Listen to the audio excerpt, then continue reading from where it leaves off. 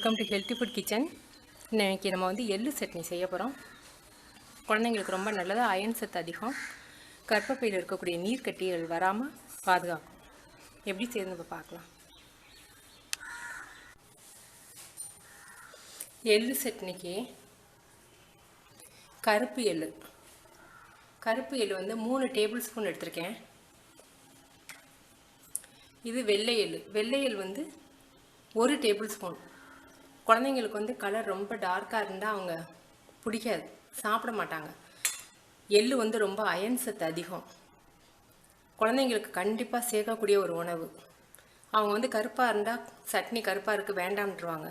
அதனால 1 table spoon வெள்ளை எள் சேர்க்குறேன். அவங்களுக்கு பிடிச்சிருச்சுன்னா நீங்கள் நெக்ஸ்ட் டைம் என்ன பண்ணுங்க, வெள்ளை எள்ளை விட்டுட்டு 4 டேபிள் ஸ்பூன் கருப்பு எள்ளாகவே எடுத்துக்கலாம். பெருங்காயம் கொஞ்சம், புளி சின்ன நெல்லிக்காய் அளவுக்கு, ரொம்ப கொஞ்சமாக தான் எடுத்திருக்கேன்னா மிளகாய்க்கு தக்க எடுக்கணும். நான் மிளகா சின்ன மிளகாயை 5 மிளகாய் எடுத்திருக்கேன். அதுக்கு இந்த புளி போதும், அரைக்கும் போது இந்த புளி போதும்.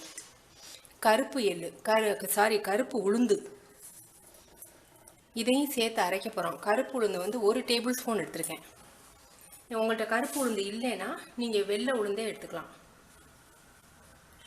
சின்ன வெங்காயம் ஒரு 10 வெங்காயம், கருவேப்பிலை கொஞ்சம், தேங்காய் பூ ஒரு 3 டேபிள் ஸ்பூன், மிளகாய் 5 எடுத்திருக்கேன். இப்போ எப்படி செய்யுதுன்னு பார்க்கலாம்.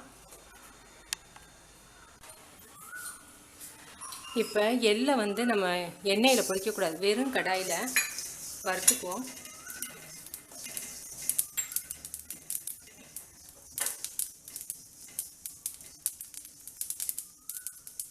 ரொம்ப கருகி போயிடக்கூடாது, அந்த வாசம் வரணும். ரெண்டாவது ரொம்ப நல்லா பட்டுன்னு தெறிக்கணும். எள்ளு தெறிக்கும் போது நீங்கள் அமர்த்திடலாம்.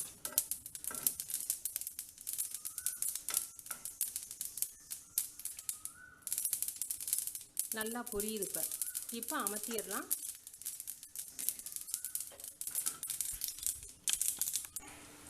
இப்போ 1 டேபிள் ஸ்பூன் நல்லெண்ணெய் ஊற்றிருக்கேன்.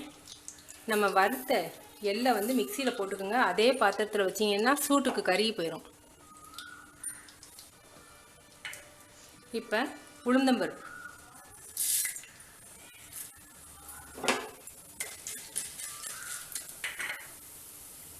கொஞ்சம் பொரியட்டும். மிளகாய், வெங்காயம்,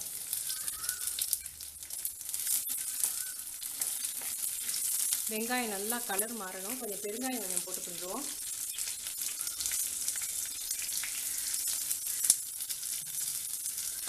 உளுந்தம்பருப்பு போட்ட உடனே பெருங்காயம் போடணும், மறந்துட்டேன். வெங்காயம் கலர் நல்லா மாறட்டும். இப்போ கருவேப்பிலையும் தேங்காய் பூ,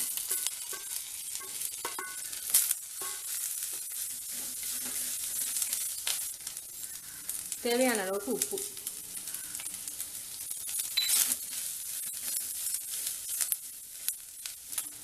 இப்போ புளி,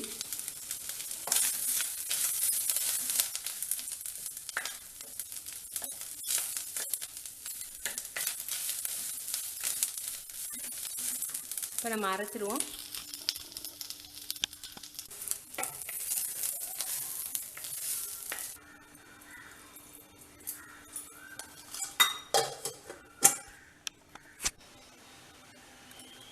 சூப்பரான எள்ளு சட்னி ரெடி.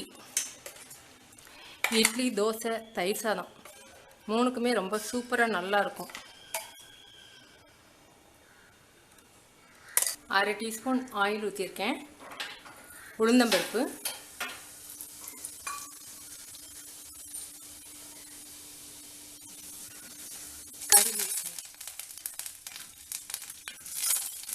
அடுப்பு அமர்த்திடுவோம்.